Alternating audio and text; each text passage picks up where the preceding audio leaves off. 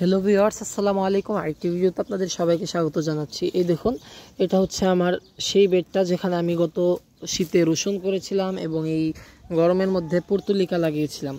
সেই বেড হচ্ছে এটা। তো এই বেডে দেখুন বেশ ভালোই পর্তুলিকা হয়েছিল, তবে আমার যত্নের অভাবে মানে পানি দেওয়া হয়নি, ওই রকমভাবে খাবার দেওয়া হয়নি, আমি ছিলাম না, শুধু লাগিয়ে দিয়ে চলে গেছিলাম। তো এই কারণে কিন্তু এত ভালোভাবে গ্রো করেনি, আর একটু ভালোভাবে গ্রো করতে পারতো। তো এই গাছগুলো কিন্তু এবার কিছুদিনের মধ্যে তুলে ফেলবো, আর রাখতে চাচ্ছি না, কারণ আমাকে বেডটা নতুন করে আবার সাজাতে হবে। এইখানে বেডটাকে আরেকটু ঠিক করব, এবং চারপাশে দেখুন আরও একটা বেড করছি।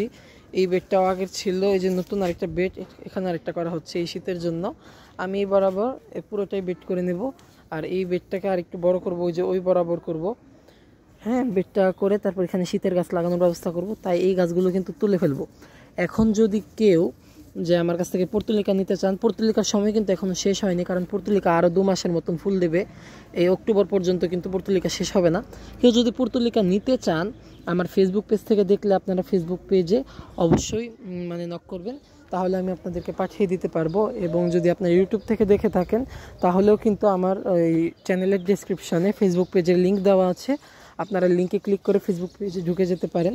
আর যদি আপনাদের প্রয়োজন হয় কমেন্ট বক্সে নাম্বার চাইতে পারেন, আমি আপনাদেরকে হোয়াটসঅ্যাপ নাম্বার দিতে পারবো। আপনারা যদি চান পর্তুলিকা নিতে, তাহলে আমি দিতে পারবো। জাস্ট এটাই। ধন্যবাদ সবাইকে। আসসালামু আলাইকুম।